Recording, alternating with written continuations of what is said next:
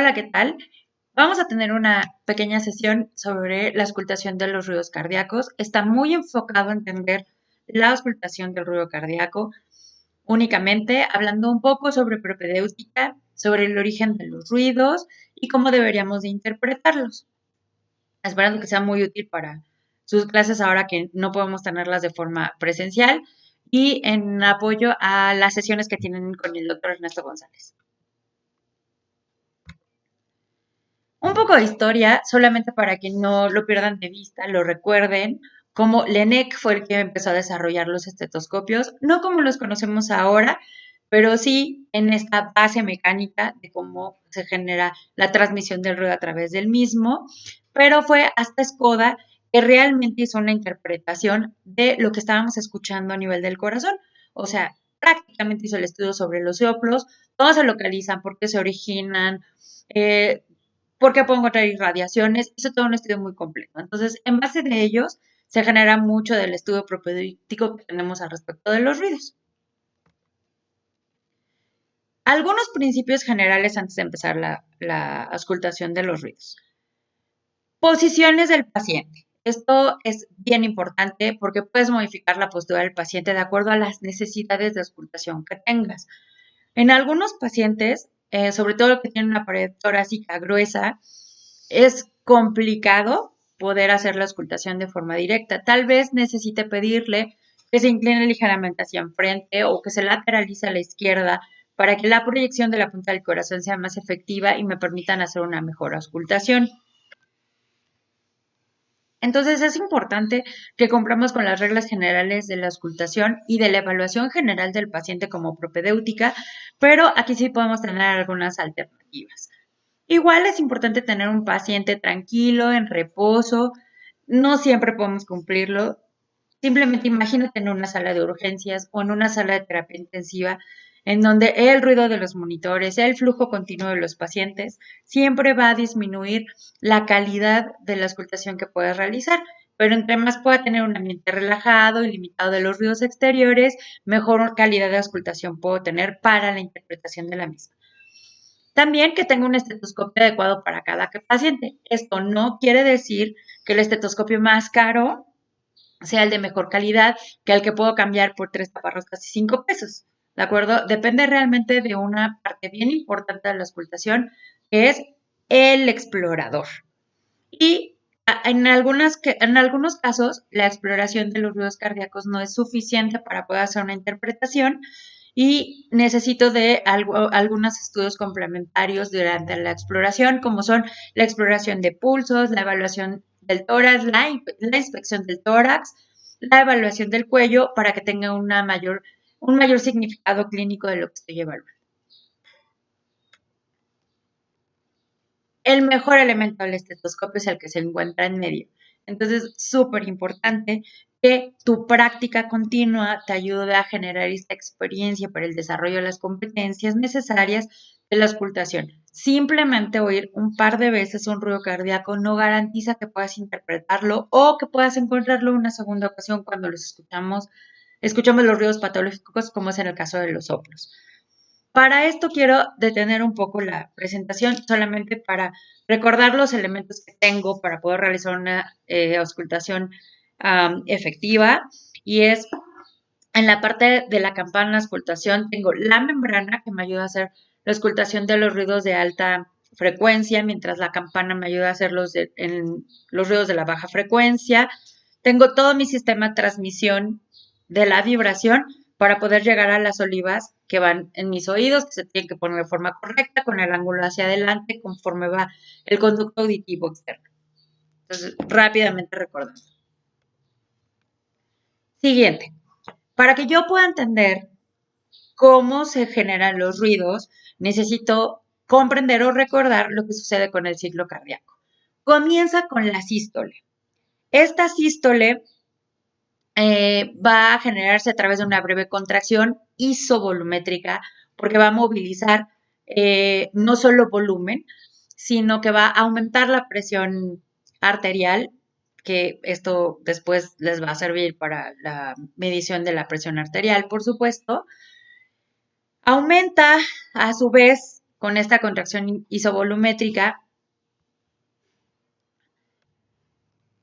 ya decíamos la presión, y esta presión generará la apertura de las válvulas semilunares, ¿de acuerdo? Esta apertura de las semilunares generará también, a su vez, la eyección o la salida del volumen ventricular a la aorta y a la arteria pulmonar. Para poder pasar a la primera fase de la diástole, que es donde se cierran las semilunares, se produce una relajación isovolumétrica cardíaca para permitir la apertura de las válvulas auriculoventriculares y se van a generar dos fenómenos, un llenado ventricular lento o pasivo y un llenado ventricular rápido o activo a través de la contracción auricular.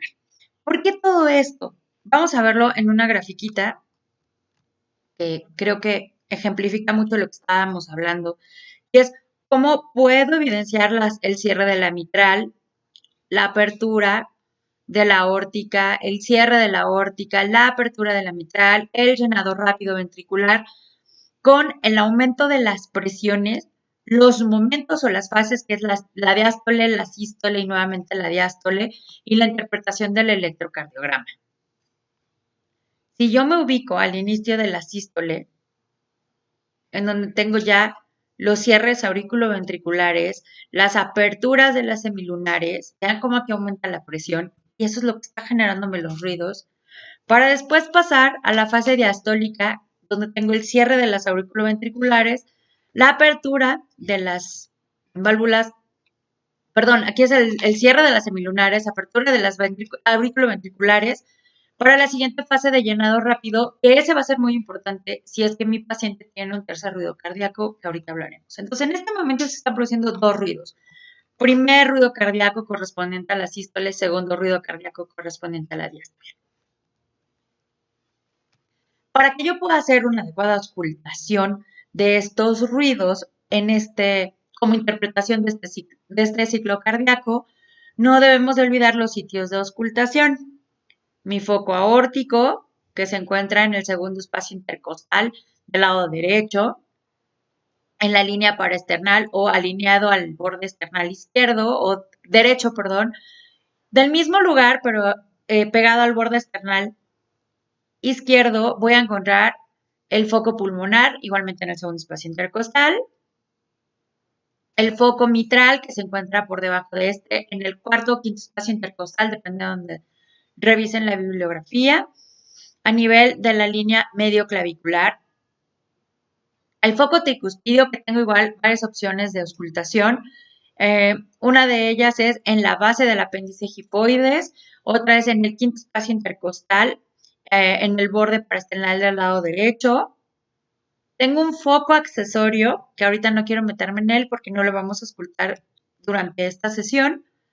Y el área mesocárdica, que también es muy importante porque se nos olvida que nuestra principal foco de auscultación no son los específicos valvulares, sino es el área general del corazón y esto lo podemos hacer a través del mesocardio. Tiene que ser mi primer sitio de auscultación siempre. Ese es mi eje para poder hacer la exploración del resto de los focos. Decíamos a través del ciclo cardíaco. Yo tengo algunos ruidos. Vamos a considerar los normales. Normales para todos. Es un primer ruido cardíaco que equivale a mi sístole y un segundo ruido cardíaco que equivale a mi diástole, un tercer ruido cardíaco que no es normal en todos los pacientes y un cuarto ruido cardíaco que es patológico para todos los pacientes. Entonces, el primer ruido cardíaco. Este corresponde al cierre de las válvulas auriculoventriculares, que es la mitral y la tricuspidia. Este cierre no se realiza evidentemente al mismo tiempo. Sí hay un cierre precoz de la mitral que antecede al de la tricuspidia, pero al momento de que lo auscultamos, lo absorbe, es mucho más fuerte y duradero, por lo que escuchamos un solo ruido al momento de que estamos haciendo la auscultación. Mi primer ruido cardíaco es único, pero está generado por dos cierres valvulares, pero ya quedamos que sí hay un pequeño retraso, pero se escucha único. Evidentemente, el mejor sitio para poder escuchar el primer ruido cardíaco, pues tiene que ser en los focos correspondientes a los causantes, que es el foco mitral y el foco tricuspidio. Recuerden que parte de la generación del primer ruido cardíaco también es esta contracción isovolumétrica del ventrículo, ¿de acuerdo? Pero la mayor parte de las bibliografías lo refieren en su mayor porcentaje causado a este cierre valvular, pero no es el único fenómeno que puede generar el ruido. El segundo ruido cardíaco corresponde al cierre de las válvulas semilunares. Aquí sí tenemos dos componentes mucho más claros. Uno precoz e intenso, que es el cierre de la válvula aórtica, y un segundo ruido que es mucho más tenue, que corresponde al cierre de la pulmonar. Se oye mejor, evidentemente, en estos dos focos que son paraesternales, y en algunos pacientes, sobre todo con el fenómeno inspiratorio, puede cambiar o modificarse la forma en la que lo percibo y no percibirlo como un sonido único, sino un ligero desdoblamiento, como si hiciera un doble sonido en uno solo. Esto es fisiológico en la mayoría de los pacientes y es, ya decíamos, porque se antepone el cierre de la válvula aórtica sobre el cierre de la pulmonar y por eso puedo escuchar los dos. Sin embargo, siempre se ha manejado como un segundo ruido único. Si yo le pido al paciente que genere una ventilación, una inspiración más profunda, con un desalojo a la expiración lento, puedo propiciar que se escuchan los dos ruidos al mismo tiempo.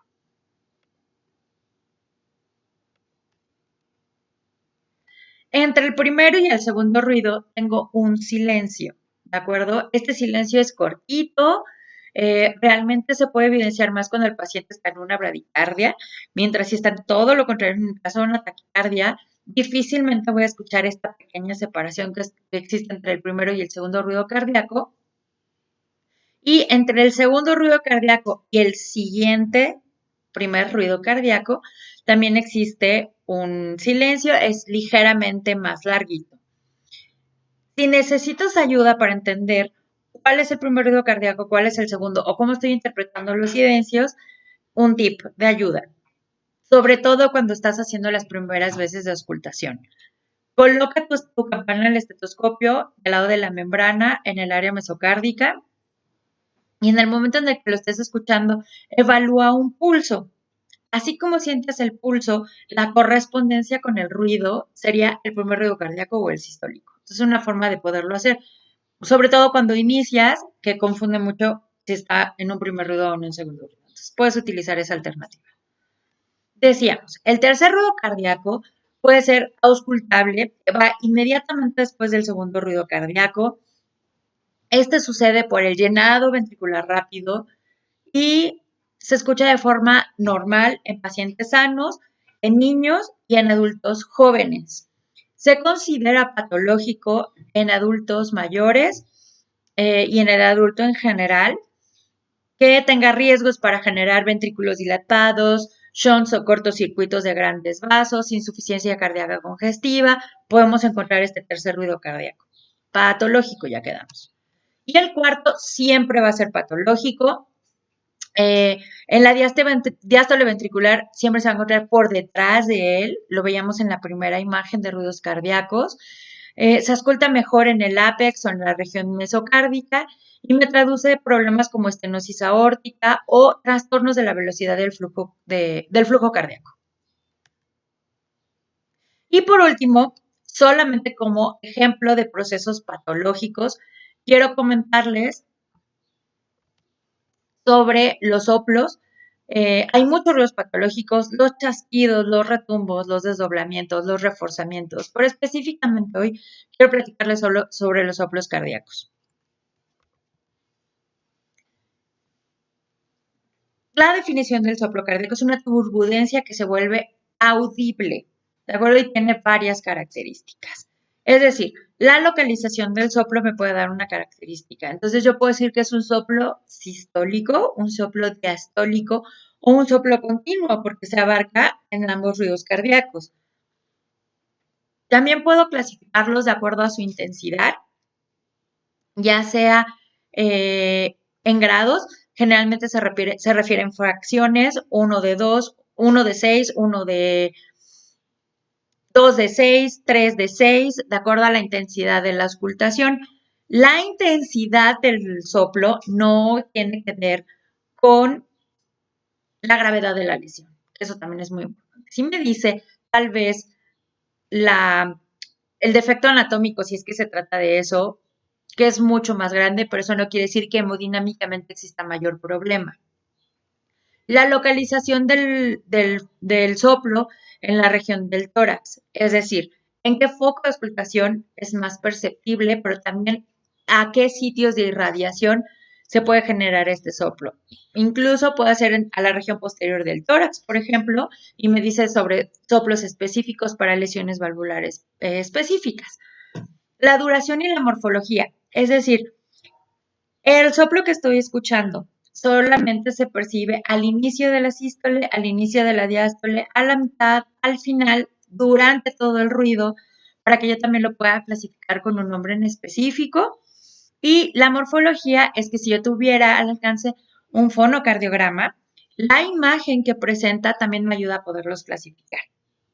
Y el timbre característico no es propio de todos los soplos, pero algunos se escuchan musicales o dulces o ruidosos o piantes, y eso también le puede dar una característica específica, sobre todo si quiero hacer un diagnóstico. Por último, en resumen, esta es una pequeña tabla, les pido que le pongan pausa, la analicen muy bien, porque me da las características generales de cada uno de los ruidos, ya sea el primero, el segundo o el tercer ruido cardíaco, que es así como están distribuidos en la tabla, el foco de auscultación, el ciclo cardíaco, el tono, el timbre, la duración y el origen que pueden tener, solamente para que sea más fácil de observar. Con esto concluimos este video, espero que sea de utilidad para la auscultación el inicio de la auscultación de los ruidos cardíacos.